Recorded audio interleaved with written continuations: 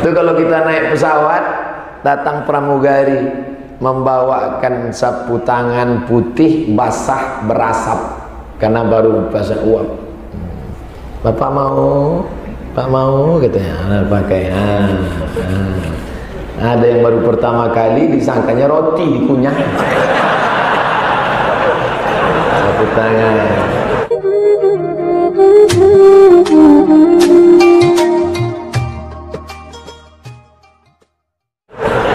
Ustadz, kami kemarin waktu naik pesawat kok nggak ada yang ngasih? Naik harus kelas bisnis, kelas ekonomi. Oh, jadi Ustadz kalau diundang minta bisnis ya? Enggak, saya tak pernah minta hotel bintang 5, tak pernah minta bisnis. Saya pernah diundang naik pesawat, tengok seat kursi nomor 40. Setuju. Pas saya sedang duduk 40, datang pramugari. Pak, pilot minta Bapak pindah ke depan. Pilot minta. Itu namanya bisnis bisyafa'atil pilot. Tiket kita ekonomi, cuman pilot. Saya heran, kenapa lah pilot ini baik sekali mau memindahkan saya ke depan. Saya bilang, tak berapa lama pilot pun keluar. Rupanya mau minta foto.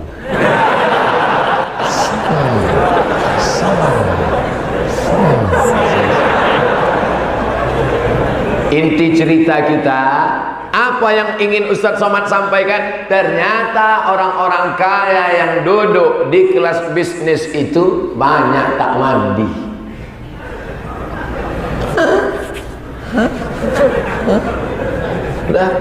Nabi SAW ketiaknya putih, pipinya waktu sholat nampak putih, tapak tangannya harum semerbak kasturi. Nanti kalau saya cerita, dikata orang mengada-ngada, tapi tengok di dalam Sahih Al-Bukhari. Karena Rasulullah SAW idza basaqa meludah, meludah. Au tanakha'a binukha'atin. Kalau basaqa ludah tak ada dahak. Tapi kalau ada dahaknya tanakha'a, nukha'ah, berdahak. Ini mengatakan ada Ustaz semua. Saya membacakan hadis sahih Bukhari. Kalau Nabi meludah, diambil sahabat ludah itu, mereka sapukan barokah. Jijiklah Pak Ustaz. Kau kan belum jumpa sama Nabi. Ludah Nabi bukan macam ludah kita. Kita belum meludah aja terbayang bau naga.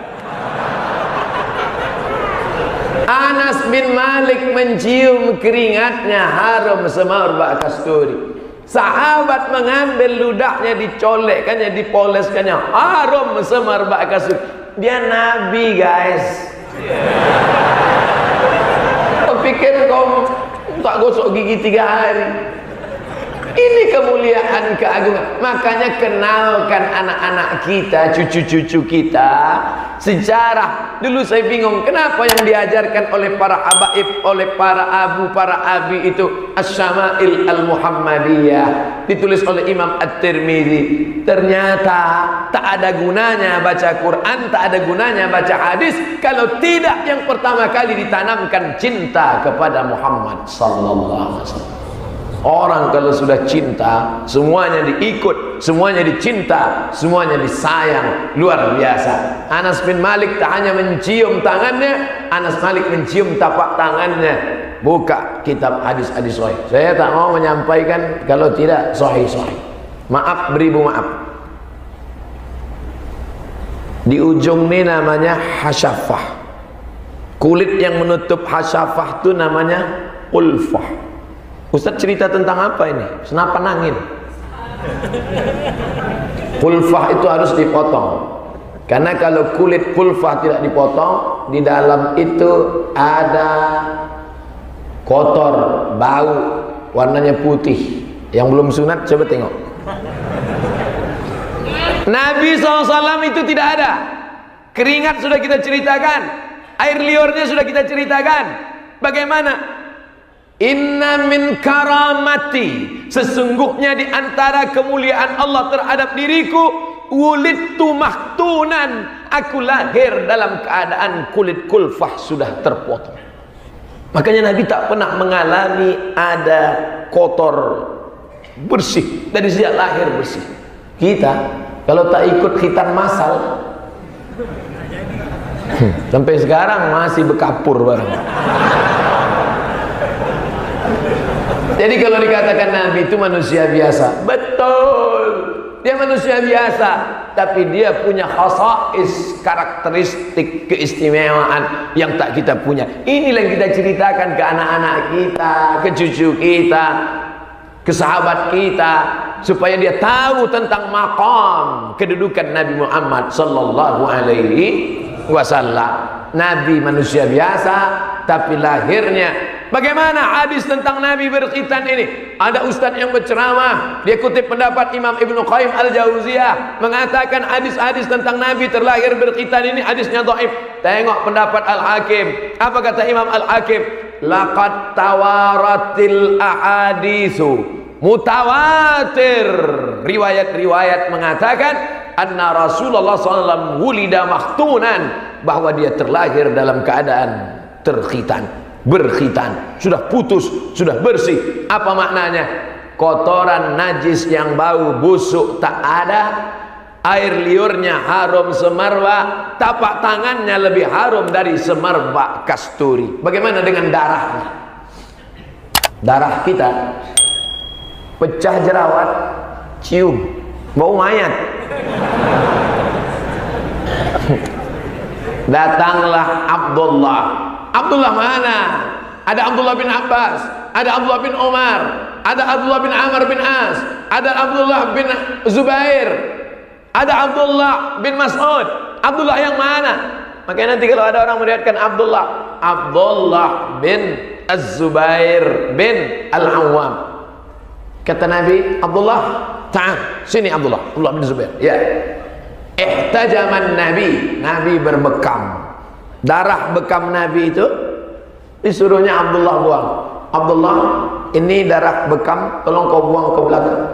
Pergi Abdullah Zubair ke belakang, diminumnya darah Nabi, habis. Balik dia jumpai Nabi. Udah kau buang Abdullah. Nabi mana bisa dibohongi? Dia tidak jawab, diam. Nabi tahu, engkau minum. Apa kata Nabi SAW? Darah yang menyatu dengan darahku diharamkan Allah disentuh api neraka. Makanya kita diajarkan bersilaturahim kepada habaib. An asila ila qarabati Rasulillah, As-Saggaf, As-Shihab, Al-Haddad, Al-Jifri, Barakbah. An asila ila qarabati Rasulillah, menyambung silaturahim dengan kerabat Rasulullah, zuriat Rasulullah, para habaib. Ahabbu ilayya, lebih kucintai min an asila ila qarabati, daripada menyambung silaturahim dengan kerabatku sendiri. Hadis riwayat Bukhari. Ucapan Abu Bakar Siddiq, Abu Bakar yang dijamin masuk surga, lebih suka bersilaturahim dengan kerabat Nabi daripada kerabatnya sendiri. Why? Kenapa? Karena dalam darah mereka ada setetes, dua tetes darah Nabi Muhammad sallallahu alaihi. Makanya ketika datang Habib Umar bin Hafiz di Hotel Crown, datanglah jamaah berjubah pakai sorban. Saya sangka dari Yaman juga. Kok bahasa Indonesianya lancar? Rupanya dari Aceh. Orang Aceh kan mirip-mirip Arab. Arab, Cina, Eropa, India. Hebat orang Aceh, semua wajahnya. Dari mana? Dari Aceh, Ustaz. Ngapain datang kemari? Mau silaturahim dengan Habib Umar bin Hafiz Tarim Hadramaut. Apa maknanya? Ustaz Samad, mohon maaf besok saya tidak bisa ikut pengajian Ustaz, kata Abi tadi malam. Kenapa? Kami mau pergi ke Jakarta menjumpai Habib Ali Zainal Abidin, Habib Ali Al-Jifri, sekarang sedang ada di Jakarta. Dari Hadramaut, murid dari Habib Umar bin Hafiz. Kenapa? Tak dapat melihat darahnya yang mengalir, paling tidak bisa berjumpa bersalaman dengan orang yang mengalir darah Nabi dalam badannya. Di samping keilmuannya, akhlaknya, sorbannya, jenggotnya, jubahnya, alimnya, tawaduknya, tapi juga melihat karomah dan kemuliaannya. Ustaz Somad, ada mengalir darah Nabi di badan Ustaz? Oh jelas. Darah Nabi Adam. Nabi Muhammad tak ada. Nabi Adam ada. Itu terbit matahari. Itu hebatnya Masjid Oman Al-Ma'mur Banda Aceh. Asal terbit matahari bunyi dia. Ternyata terbit matahari jam 6.41. Matahari sekarang sedang terbit. Terbit matahari atau mik rusak? Terbit matahari sekarang, setan pun mulai keluar. Kata setan, metal kata setan. Inilah waktu yang dipakai Abu Jahal, Abu Lahab untuk menyembah berhala, Lata, Uzza, Manat, Hubal, Jibti, Taghut, Naham. Nabi SAW, idza syariba ahadukum falyashrab biyaminih. Kalau kau minum pakai tangan kanan. Wa idza akala ahadukum falyakul biyaminih. Kalau makan pakai tangan kanan. Fa inna syaitan, karena setan makan pakai tangan kiri dan minum pakai tangan kiri. Itulah maka kita diajarkan sunnah pakai tangan kanan. Contohnya gini. Bismillah.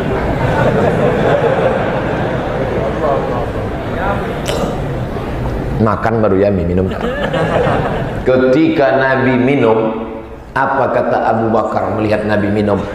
Fasyariban nabiyyu hatta irtawaitu. Melihat Nabi minum, hilang haus. Waktu saya minum tadi hilang haus Bapak. Gimana mau masuk surga? Ustaz macam udah sampai aja ke makom itu. Belum, gaya-gaya aja. Fasyariban nabiyyu, Nabi minum hatta irtawaitu, sampai hilang hausku. Orang kalau sudah sampai pada tingkat cinta itu, sampai hilang. Berapa banyak anak-anak muda, kok nggak jadi nikah sama dia? Cinta tak mesti memiliki. Itu bukan cinta, bodoh. Saking cintanya kepada Nabi, melihat Nabi makan perutnya ikut kenyang, melihat Nabi minum hilang dahaganya, melihat Nabi berkata sampai dia. Dulu sahabat Nabi di balik-balik pohon korma mengintip, habis sholat subuh mereka nunggu Nabi keluar rumah, hanya ingin melihat Nabi kalau keluar yang dulu keluar kaki kanan apa kaki kiri. Begitu cintanya. Suatu ketika Abdullah bin Umar bin Khattab, anak kandung Umar bin Khattab, adik Hafsah, adik ipar Nabi, menyiramkan air. Tidak ada pohon kayu, dia menyiramkan air. Sahabat bertanya, kenapa kau siramkan air? Karena aku pernah melihat Nabi ketika masih hidup menyiramkan air di tempat ini. Ternyata kalau kita cinta sayang sama orang, perbuatannya waktu hidup kita lakukan bisa terobati rindu kita. Saya baru paham cerita ini setelah mak saya meninggal dunia. Datang saya ke rumahnya, saya tengok ada pohon jambu sama pohon bunga di depan. Jam 2 malam saya ambil air, saya siramkan. Terasa lapang dada karena pernah melihat dia menyiramkan sesuatu. Baru saya paham setelah umur 42 tahun, itu rupanya yang dirasakan oleh Abdullah bin Umar bin Khattab dulu melakukan perbuatan yang dibuat Nabi. Maka jangan heran kita menengok orang pakai sorban. Apa bapak ini pakai sorban? Kok nggak kepanasan ya? Aku nengok dia aja risih, apalagi pakai sorban. Ada orang risih menengok orang Islam pakai sorban. Apa bapak ini berjenggot? Macam kambing gue tengok. Orang kalau sudah cinta, coba tengok anak-anak fang itu, antingnya sampai 12.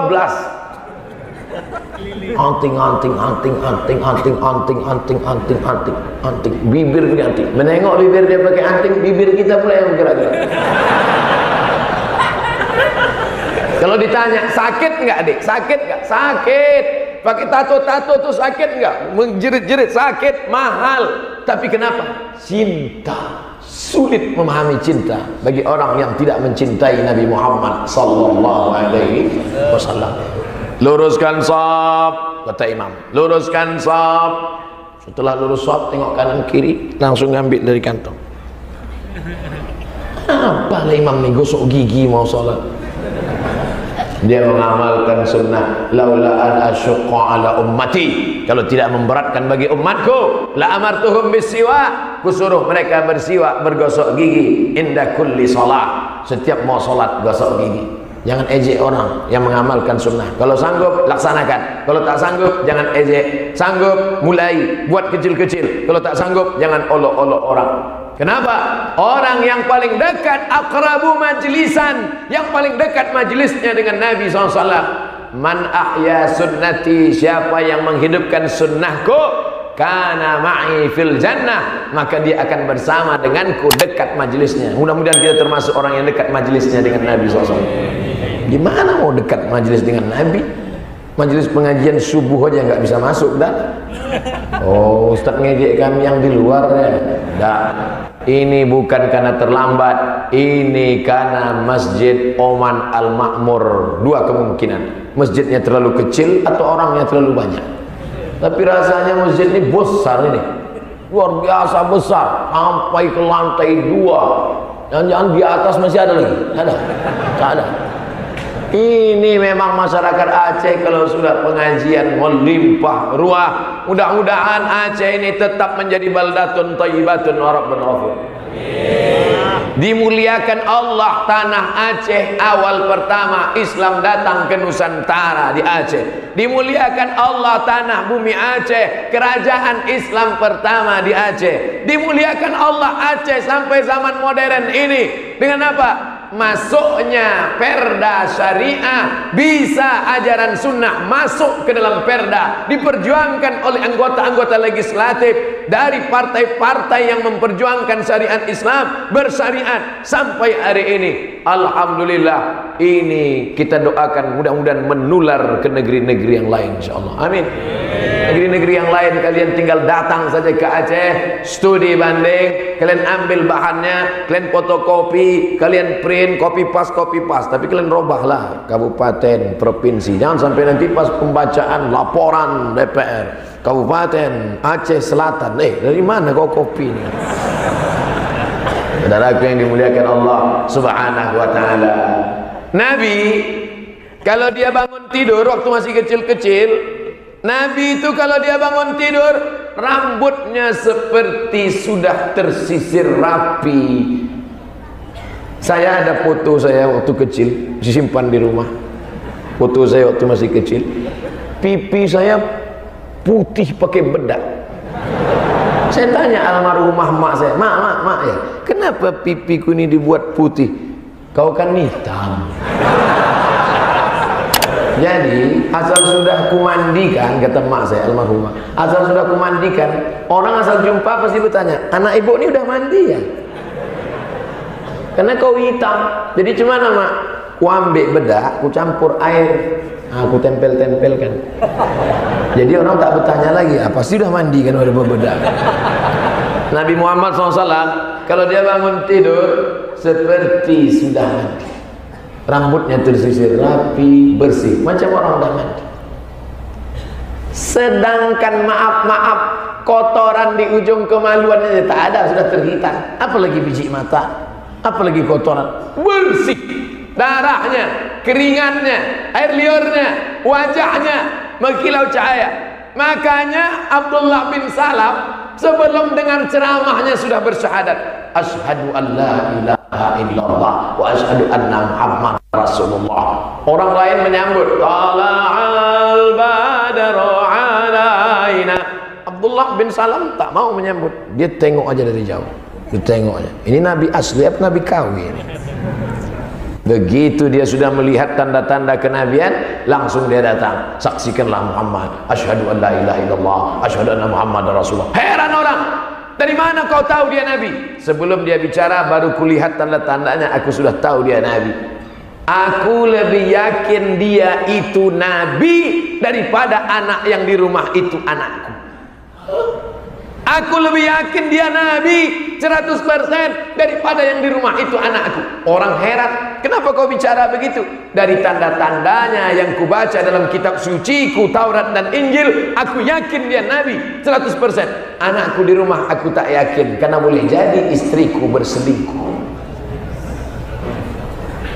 Kenapa Bahira mengatakan pulangkan anak ini? Panas. Berteduhlah Abu Talib, ayah Ali.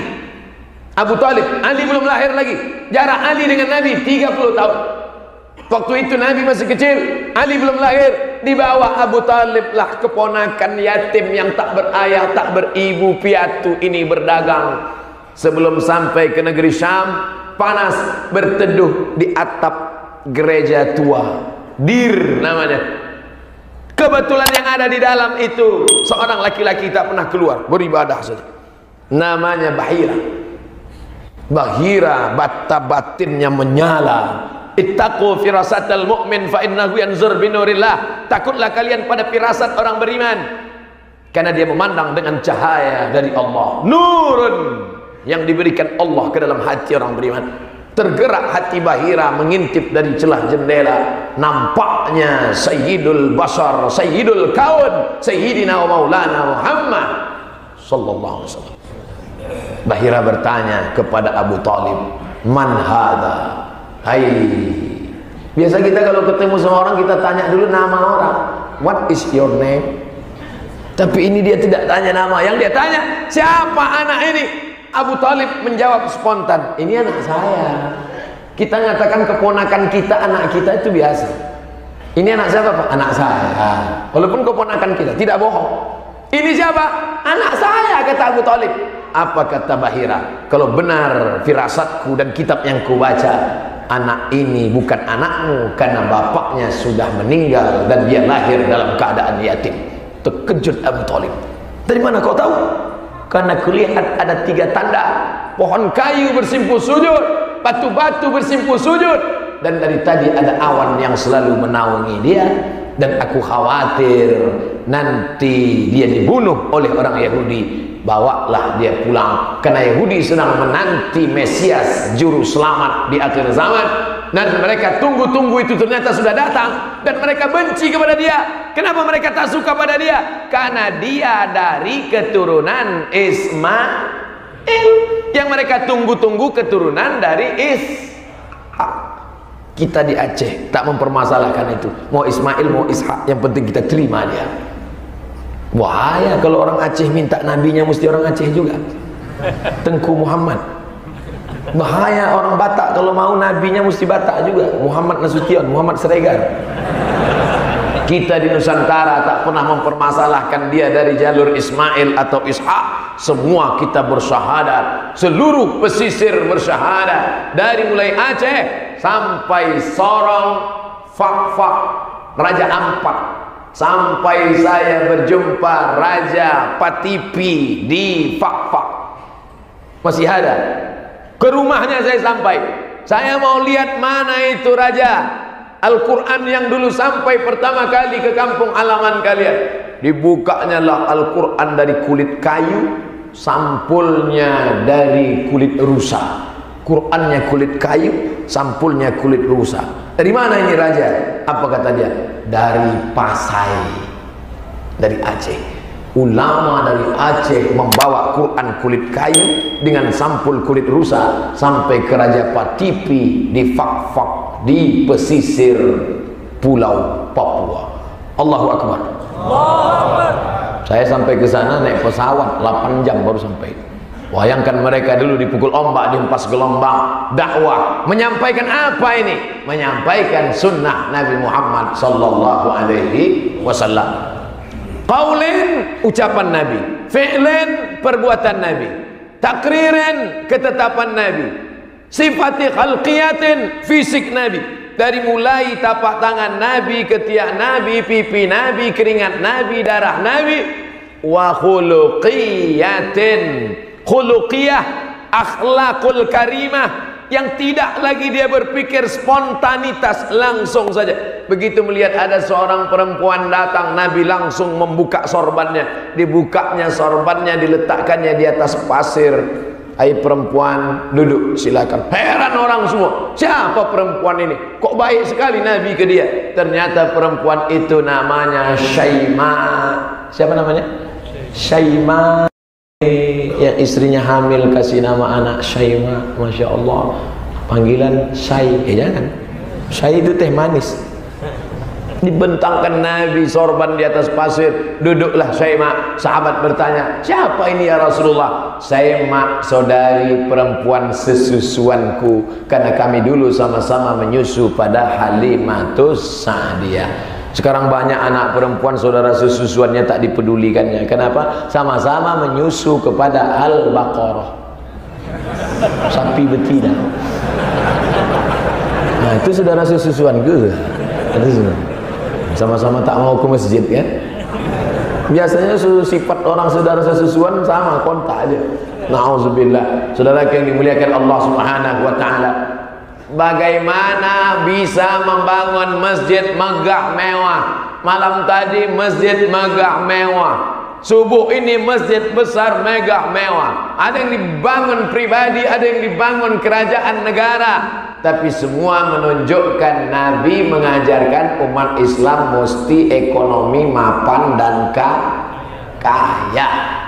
Man bana masjidan, siapa yang bangun masjid, banallah mithlahu baitan fil jannah, dibangunkan untuknya satu tempat dalam surga. Alhamdulillah, tak perlu cerita tentang orang Aceh kaya atau tak kaya, berduit atau tak berduit. Tengok saja Masjid Baitur Rahman, tengok saja keris-keris, tombak-tombak, rencong-rencong orang Aceh. Kepalanya emas, gagangnya gading gajah, gagangnya permata. Itu menunjukkan kaya raya. Sekarang dibangkitkan masjid tidak hanya sebagai tempat sholat, tempat zikir, tapi di Masjid Oman Al-Ma'mur ada Baitul Mal wat Tamwil, BMT.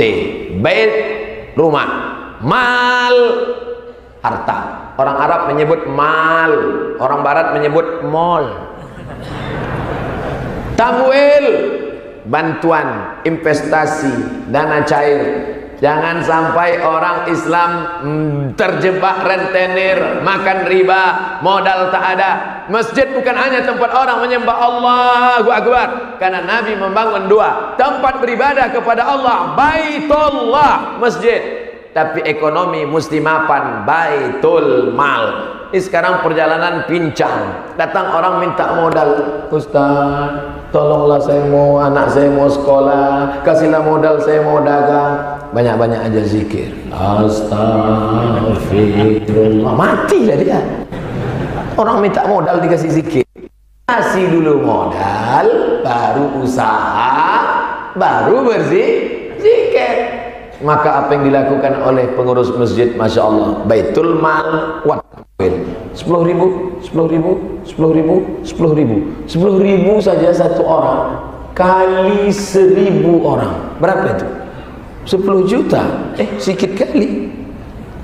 Kalau gitu kita tambahlah 100.000, 100.000, 100.000, 100.000 kali 1.000 orang, berapa itu? 100 juta. 100.000 kali kita 1.000 orang subuh ini. Tapi rasa-rasanya tak mungkin 1.000. 100.000, 100.000, 100.000, 1.000 orang, maka 100 juta terkumpul subuh ini. Kita sudah bisa membantu modal pedagang kecil. Pedagang kecil itu modalnya 5 juta. Tapi kalau sudah terjebak lintah darat, lintah ini di air aja mudaratnya luar biasa, apalagi naik ke darat. Habis 5 juta pinjam bunga 10 juta, terjebak. Maka banyak yang merubah akidah, berubah keyakinan, stres dan depresi. Jadi sunnah Nabi itu bukan hanya pakai jubah, pakai sorban, panjang jenggot, sholat ke masjid, berzikir, baju putih. Sunnah Nabi juga adalah membangkitkan ekonomi. Apa itu Nabi? Kenapa Nabi masuk pasar? Kenapa Nabi masuk ke pasar? Nabi masuk ke pasar dikritik di Madinah. Kenapa Nabi masuk pasar? Nabi itu mestinya sholat aja di masjid.